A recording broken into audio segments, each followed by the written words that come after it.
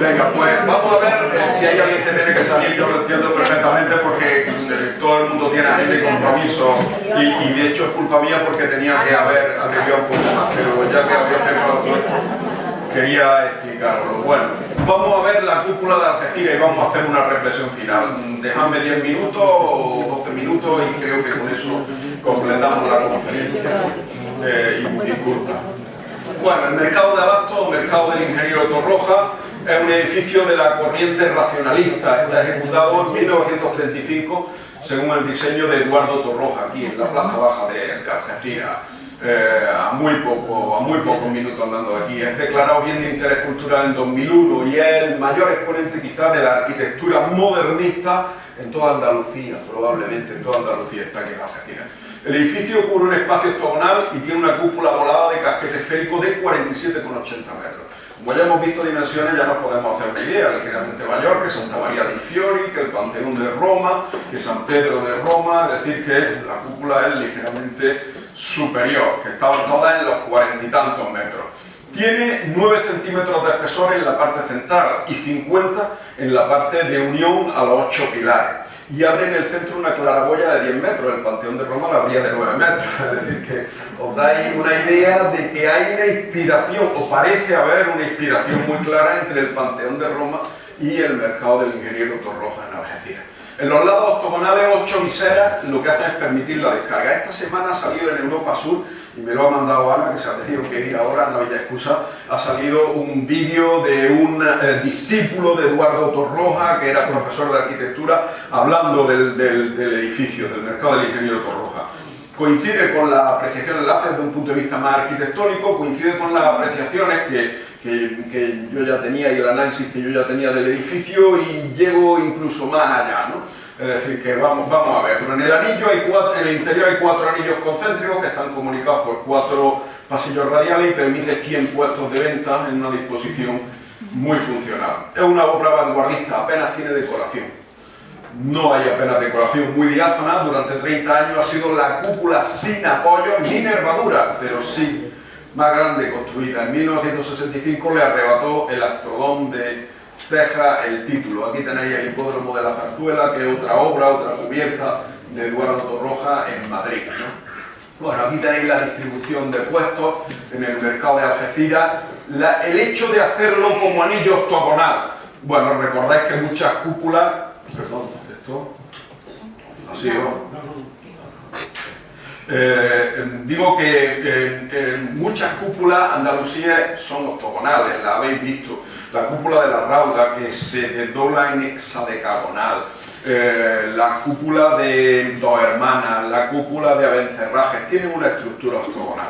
Por lo tanto, la estructura octogonal es, digamos, como un comodín para las cúpulas en geometría. Se acerca lo suficientemente al círculo, pero a la vez se puede hacer con lados planos. Es lógico que se pueda escoger. Y eso le permite hacer todos estos puestos alrededor. Pero claro, los puestos no resultan homogéneos. Los puestos de fuera son más grandes, los puestos de dentro, de los anillos interiores, son más pequeños, porque son anillos más pequeños que se hacen más grandes a un lado y a otro. Esta dimensión de puestos es más pequeña que la exterior, y aquí están los puestos del centro, ¿no? De tal manera que hay estos 4 pasillos, 1, 2, 3 y el exterior si queréis. Los 3 primeros anillos son también octogonales y el cuarto anillo es circular. Aquí tenéis un anillo octogonal, otro anillo octogonal, estos anillos son octogonales, pero el último es circular, por las razones del pequeño radio. Es decir, que aquí si hacemos un anillo octogonal, pues entonces ya no podemos ahí poner puestos o resultan más esquinas que puestos prácticamente, ¿no?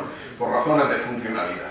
Y hay una conexión del octógono con la cubierta esférica como la mejor solución de compromiso para aprovechar el espacio y facilitar los muros planos. ¿Qué ventaja tiene el octógono? Pues que no hay que hacer muros redondos, se hacen muros planos y es una solución de compromiso para aprovechar la bóveda de casquete esférica.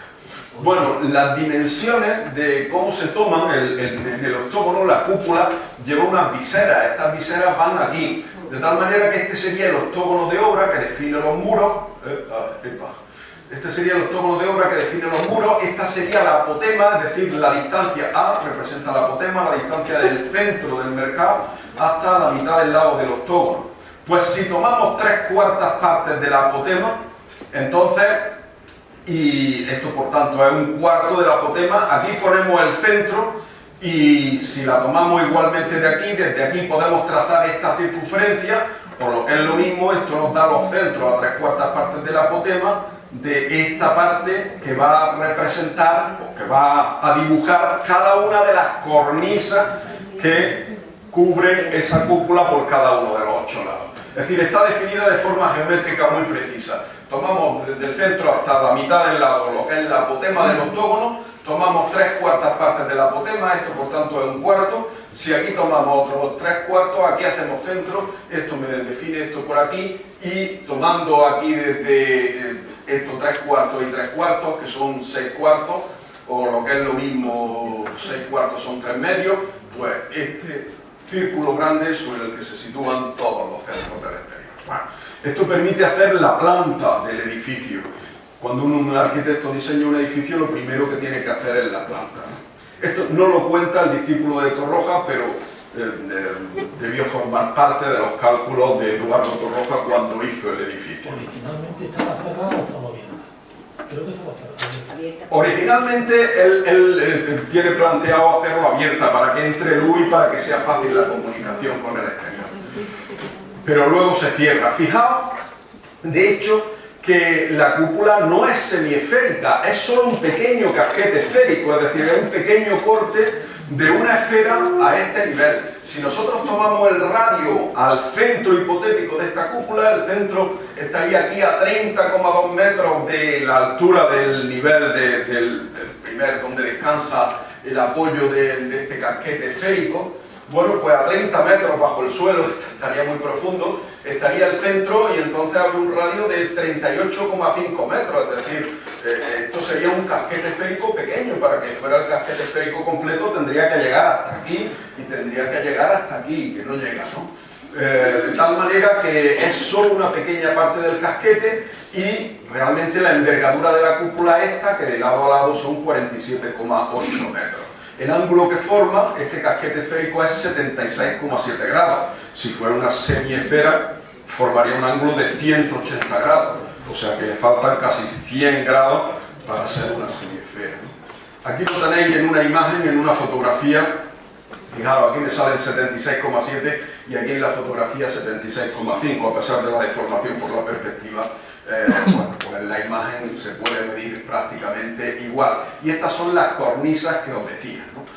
Bien, estas cornisas lo que hacen es que la descarga fijaos, estas son las nervaduras, estas son digamos el armado que tiene la cúpula por dentro, ¿no? De tal manera que esto hace un efecto de meridianos y paralelos. Fijaos que hacen meridianos que vienen hacia abajo, y paralelos, justamente como se construye la cúpula de Santa María dei Fiori. Meridianos y paralelos, pero el meridiano no puede acabar aquí, porque aquí no hay apoyo.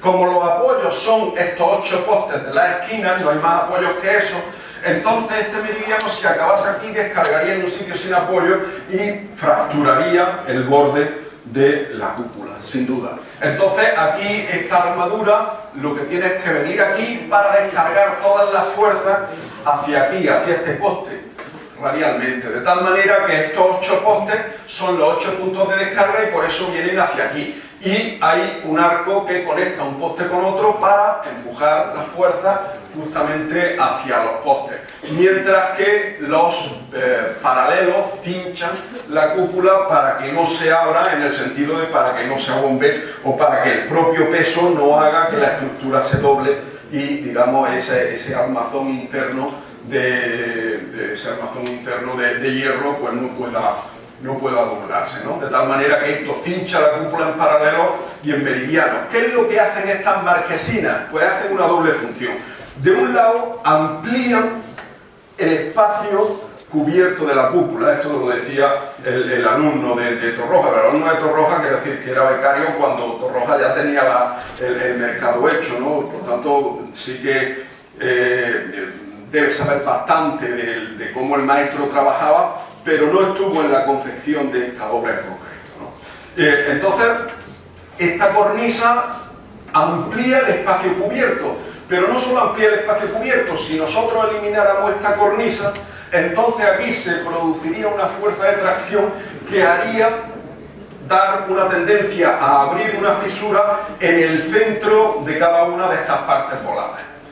Al haber esta cornisa lo que hace es un efecto de contraposición de fuerzas que desvía la fuerza hacia los laterales de estos 8 postes. Y estos 8 postes luego se tensan con unos anillos de alambre de acero, por eso se llama una estructura postesada, ¿no? Frente a pretensada, ¿no? Bueno, pues una estructura postesada es una estructura que se tensa con estos anillos a posteriori para cerrar la cúpula y para que no abra, ¿no? Bueno, este es el dibujo que yo he puesto del ejercicio de fuerza o de la transmisión de fuerza desde el casquete a los pilares. La cúpula ejerce fuerza en este sentido, que cuando llegan a este punto de la cornisa, gracias al contrafuerte de la cornisa, transmiten hacia los lados. Y esta transmisión hacia los lados, todo esto es guiado también por los meridianos y los paralelos la cincha, y los meridianos hacen esta estructura para irla derivando siempre hacia los postes. Aquí tenéis los postes, 1, 2, 3, 4, por aquí está el quinto, sexto, en fin, y ahí están los de detrás. De tal manera que en los postes es realmente donde convergen todas las fuerzas de mantenimiento de la cúpula. Por eso, cuando nosotros miramos en los postes, este es uno de los postes, aquí vendría una fuerza de apoyo, aquí vendría otra fuerza del casquete, y se transmite justamente en esta dirección. Estos son los postes. Y por eso los postes aparecen con fisuras claramente. Si los revisáis y les dais la vuelta a todos, pues los postes es inevitable que aparezcan, son las fisuras de la presión de la cúpula sobre los postes, a la que no acompaña la estructura de albañilería que está rellenando el espacio, que se queda ahí cuando esa presión hace desplazar la fuerza, ¿no? Bueno, esa es la grieta a consecuencia de los empujes. Y luego la decoración es modernista en la piscera, veis que esta es una decoración de tipo modernista. Lo único que permite añadir un poco de decoración, la obra es muy funcional, no tiene apenas decoración, y que la luz penetre, que pase mucha luz alrededor de esta cornisa de decoración hacia el interior. Y el lucernario, hay una cosa muy interesante que dice el alumno de Eduardo Torroja, dice: el lucernario no era necesario ponerlo. De hecho, el lucernario, ¿qué aporta? Ya la luz entra por los lados. El lucernario lo único que aporta es complicación. El alumno seguramente no estuvo cuando diseñó esta cúpula, pero si hubiera estado hubiera dicho: maestro, evítese usted problemas y quite el lucernario, ¿no? No ponga el lucernario. Él quiso poner expresamente el lucernario. El lucernario es un lucernario hecho con estos triángulos, ¿veis? Y estos triángulos no forman una teselación regular. No es como un panel, quiero decir que no es una teselación regular porque no hay una región del espacio que desplazándola de otra, hay que irla girando, pero no desplazándola en un sentido mediante un vector u otro. Si se va girando, entonces sí. Entonces este lucernario central, que llega a tener 10 metros de lado a lado del octógono, es muy grande, está armado con una estructura y con unos cristales. El propósito de iluminación se podría lograr por los lados. En el centro tampoco es necesaria tanta iluminación porque eso no da a los puestos de fuera. Los puestos de fuera, que son los más numerosos, reciben la luz directamente de fuera. ¿Es por belleza? Pues yo creo que hay algo de un lado de inspiración en el Panteón de Roma. Él quiso tener su propio lucernario del central, como tiene el Panteón de Roma. Hay muchas similitudes entre una obra y otra, y de otro lado, sin duda, pues quiso ensayar para lo que luego construiría, que es, bueno, esto es como se hacen los teselaciones regulares, los EHAM, ¿no? Y esta es una imagen esférica que he tomado de un fotógrafo de aquí de Algeciras, Tomoyuki Hotta, el japonés, ¿no? El nombre es aquí. Bueno, pues es una imagen esférica donde podéis ver, fantástica, muy buena, donde podéis ver el lucernario y cómo los puestos del mercado se van dejando ver alrededor, ¿no? En esta imagen esférica. Bueno, decía que ese lucernario le sirve de ensayo para lo que luego hace el frontón de Recoleto. En el frontón de Recoleto hay este tremendo lucernario que está hecho con el mismo tipo de triángulo y que ahora sí da luz a las gradas por aquí y por aquí al frontón. Hoy, desgraciadamente, no es posible verlo. El frontón se abandonó, empezó a caer en la ruina, finalmente se tiró y hoy lo que hay es un edificio, un residencial, un bloque de edificios residenciales en la zona, ¿no? De tal manera que esta obra, que era una obra vanguardista de Torroja en 1935, pues no es posible verla. Tiene una cubierta laminar de 8 centímetros de espesor y está formada por 2 secciones de cilindro que se cortan en ángulo recto. Esta es una foto coloreada de una foto en blanco y negro, y este es un GeoGebra que he hecho yo, es decir, un dibujo geométrico para que veáis que este cilindro transmite el empuje hacia aquí y que este cilindro transmite el empuje verticalmente con él.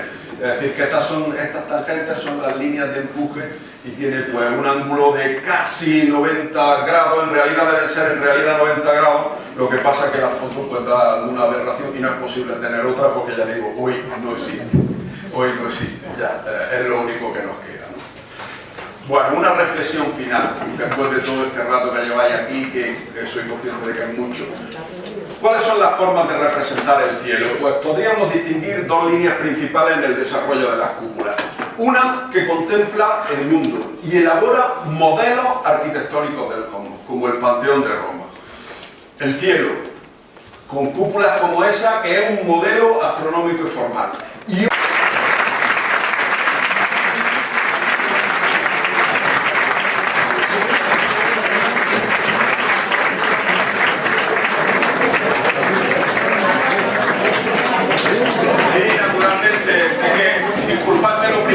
Porque me he entendido muchísimo, pero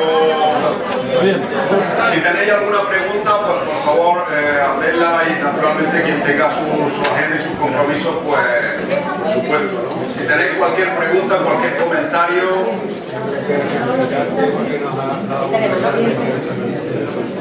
Es un tema bastante poco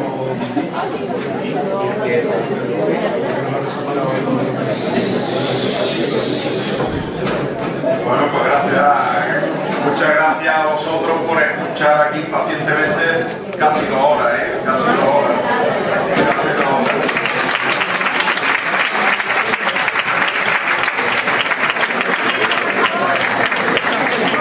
Por favor, un momento. Como siempre sabéis, la asociación Julia Traducta, que ha sido la encargada de traer bueno, ha sido maravilloso, ¿no?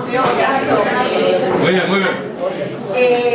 Pues la asociación Julia Traducta tenemos el logo que todos tienen ahí, y lo que regalamos, aparte de nuestro agradecimiento por tenernos directo y nuestro logo a todos los conferenciantes. Muchas gracias.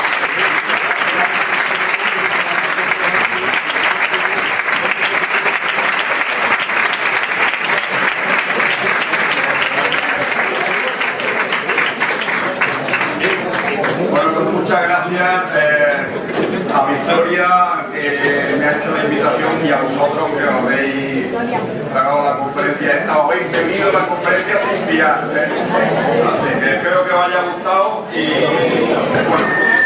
Yo creo que el aplauso tiene que ser...